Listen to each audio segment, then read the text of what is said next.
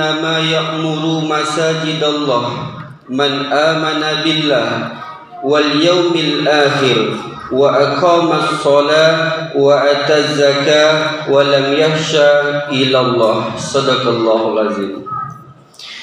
Kaum muslimin jamaah salat Jumat yang dimuliakan oleh Allah Subhanahu wa taala. Bersyukur kita kepada Allah dengan mengucapkan alhamdulillahirabbil alamin. Pada siang yang mulia ini Allah Subhanahu wa taala masih memberikan kepada kita kesempatan, kesehatan dan keimanan. Betapa banyak hari ini saudara kita mereka disibukkan dengan hartanya, mereka disibukkan dengan anaknya, mereka disibukkan dengan pekerjaannya. Bahkan mereka hari ini disibukkan dengan penyakitnya. Mereka terbaring di rumah sakit mendengarkan suara azan. Tapi apalah daya, Allah beri mereka sakit. Hari ini kaum muslimin kita diberi kesehatan, kesempatan dan keimanan. Mudah-mudahan ibadah yang kita laksanakan diterima oleh Allah Subhanahu wa taala. Salawat dan salam kepada Rasulullah sallallahu alaihi wasallam. Allahumma salli ala sayyidina Muhammad wa ala ali sayyidina Muhammad. Assalamu alayka ya Rasulullah. Mudah-mudahan dengan memperbanyak salawat kepadanya di yaumil akhir nanti kita mendapatkan syafaat dari Rasulullah sallallahu alaihi wasallam. Dalam setiap khutbahnya khatib mengingatkan kita semua, mari kita selalu senantiasa meningkatkan iman dan takwa kita kepada Allah, melaksanakan segala perintahnya dan meninggalkan apa-apa yang dilarang oleh Allah dan Rasulnya. Mudah-mudahan dunia sampai akhirat kita mendapatkan hidayah dari Allah Subhanahu wa taala dan mendapatkan syafaat dari Rasulullah sallallahu alaihi wasallam. Kaum muslimin jamaah salat Jumat yang dimuliakan oleh Allah Subhanahu wa taala. IKMI Kota Pekanbaru hari ini memberi judul Destinasi Wisata yang Halal. Destinasi wisata yang baik atau tujuan wisata yang baik. Di mana tempat wisata yang baik? Kaum muslimin jamaah salat Jumat yang berbahagia, ada 4 destinasi wisata halal. Yang pertama kaum muslimin, Masjidil Haram yang berada di kota Mekah. Di dalam Masjidil Haram itu kaum muslimin ada Ka'bah. Ka'bah itu adalah kiblat kita. Baik kita di timur, baik kita di barat, baik kita di utara, baik kita di selatan. Ketika kita menghadap kepada Allah melaksanakan sholat, maka pasti kita menghadapkan wajah kita kepada Ka'bah.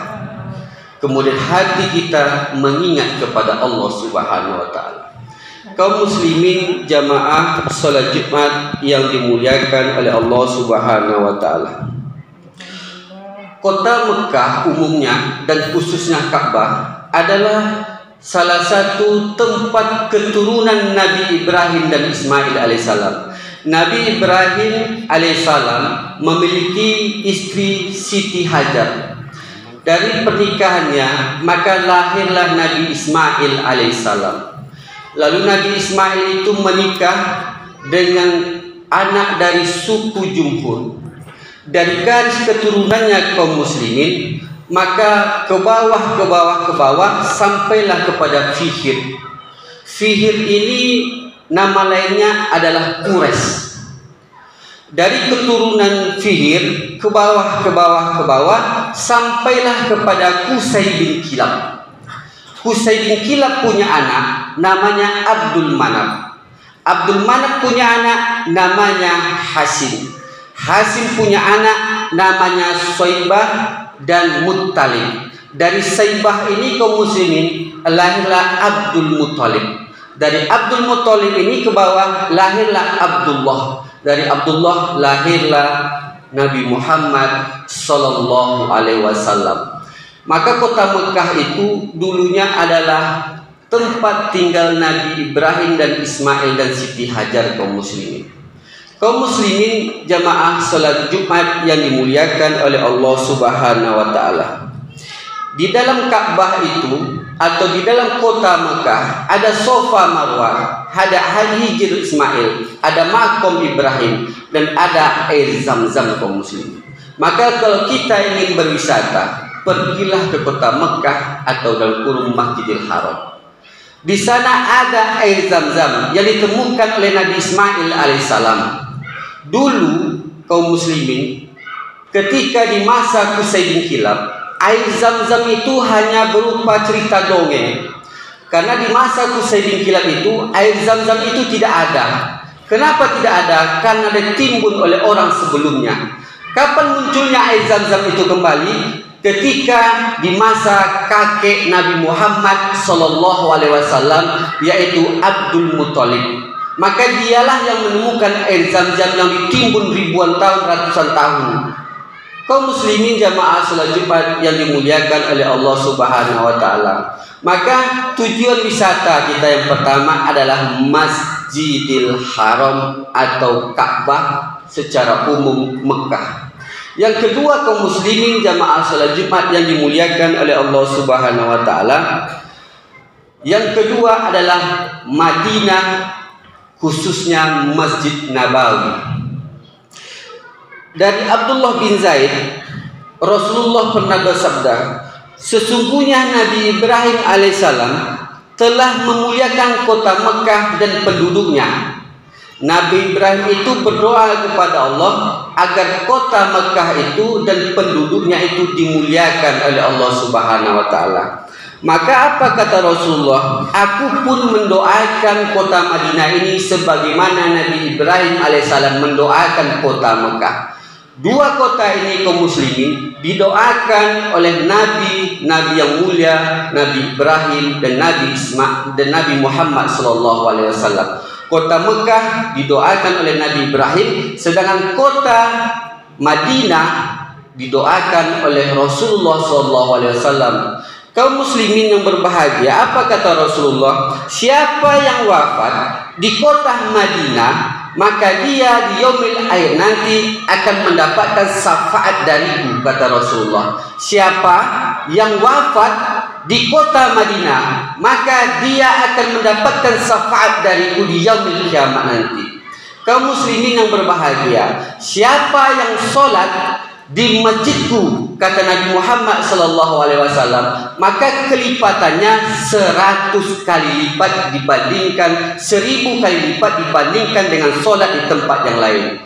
Masjidil Haram 100.000 kali lipat dibandingkan dengan tempat yang lain. Di kota Madinah ini kaum muslimin, disitulah Nabi Muhammad SAW memberikan pelajaran bagi kita bagaimana caranya memutuskan suatu musyawarah itu, memutuskan sesuatu perkara. Fi sanati ula minal hijrah bana Rasulullah SAW al-masjidu asyarif. Di dalam kitab tarikh dijelaskan, di awal-awal Nabi Muhammad SAW hijrah ke kota Madinah, maka yang pertama kali dibangun oleh Rasulullah SAW adalah Al-Masjidu Asy-Syarif, masjid yang mulia, yaitu Masjid Nabawi. Disitulah Rasulullah mengajarkan kepada kita bagaimana caranya memutuskan suatu perkara dengan musyawarah. Dengan tangan yang mulia ini, Nabi Muhammad SAW membantu pembangunan masjid tersebut, memasang pondasinya, memasang tiangnya, memasang pintunya dan lain sebagainya, memasang atapnya. Dengan tangan mulia inilah Rasulullah SAW membantu pembangunan Masjid Nabawi tersebut. Setelah terbangun Masjid Nabawi kaum muslimin, maka timbul permasalahan. Apa permasalahannya? Bagaimana caranya orang Madinah mengetahui waktu sholat itu akan dimulai? Maka Nabi Muhammad SAW itu bermusyawarah dengan para sahabatnya untuk memutuskan suatu perkara. Pakailah musyawarah. Datanglah beberapa sahabat kepada Rasulullah SAW. Ya Rasulullah, bagaimana dengan nakus? "Ya Rasulullah, bagaimana dengan nakus?" Nakus itu kaum muslimin lonceng atau memukul lonceng. Pendapat ini kaum muslimin ditanyakan kembali oleh Rasulullah kepada sahabat. Lalu Rasulullah SAW berkata, "Sesungguhnya memukul lonceng itu adalah kebiasaan saudara kita Nasrani." Pendapat ini kaum muslimin ditolak oleh Rasulullah SAW. Lalu ada lagi beberapa orang datang kepada Rasulullah SAW. "Ya Rasulullah, bagaimana dengan bibukin?" Bibukin ini kaum muslimin meniup trompet. Pendapat ini ditanyakan lagi oleh Rasulullah SAW kepada sahabat yang lain. Maka keputusannya, meniup trompet adalah kebiasaan saudara kita orang Yahudi. Pendapat dua ini ditolak oleh Rasulullah SAW. Datang lagi sahabat yang lain. "Ya Rasulullah, bagaimana dengan narfa'u ru'yah, menaikkan bendera di atas bukit?" Pendapat ini kaum muslimin juga ditolak oleh Rasulullah SAW. Lalu datang lagi beberapa orang sahabat kepada Rasulullah SAW. "Ya Rasulullah, bagaimana dengan nus'ila naron, menghidupkan api di atas bukit?" Pendapat ini juga ditolak oleh Rasulullah SAW. Kaum muslimin jamaah salat Jumat yang dimuliakan oleh Allah Subhanahu wa taala. Maka datanglah Abdullah bin Zaid kepada Rasulullah SAW. "Ya Rasulullah, bagaimana dengan uzunun, panggilan?" Panggilan inilah yang diterima oleh Rasulullah 1442 Hijrah tahun yang lalu sampai sekarang, dan ini tidak bisa dirubah-rubah kaum muslimin. Maka ketika panggilan itu, azan itu telah diterima oleh Rasulullah SAW, maka dipanggillah oleh Rasulullah Bilal bin Rabah. Maka Bilal itulah yang pertama kali mengazankan atau memanggil orang bagaimana cara mengetahui sholat itu akan dimulai. Ini pelajaran yang penting kaum muslimin yang diajarkan oleh Rasulullah SAW kepada kita. Setiap memutuskan suatu perkara, bermusyawarahlah. Dan ini yang diajarkan oleh Rasulullah SAW. Kalau Rasulullah langsung ingin memutuskan suatu perkara itu bisa, tapi Rasulullah SAW tidak mau seperti itu. Bagaimana memutuskan suatu perkara itu dengan musyawarah. Kaum muslimin jamaah salat Jumat yang dimuliakan oleh Allah Subhanahu wa taala. Apa kata Rasulullah? Di Madinah atau Masjid Nabawi itu ada keistimewaannya. Apa kata Rasulullah? "Tempat antara rumahku dan mimbarku ada taman-taman surga atau taman Raudhah." Maka kalau kita ingin berwisata kaum muslimin, mau berwisata yang halal, pergi ke Mekah atau ke Madinah. Yang ketiga kaum muslimin jamaah salat Jumat yang dimuliakan oleh Allah Subhanahu wa taala, yang ketiga adalah Masjidil Aqsa. Masjidil Aqsa kaum muslimin, ketika Nabi Muhammad SAW Isra dari Masjidil Haram ke Masjidil Aqsa, maka Rasulullah itu singgah di Masjidil Aqsa. Disitulah Nabi Muhammad SAW melaksanakan salat sunat.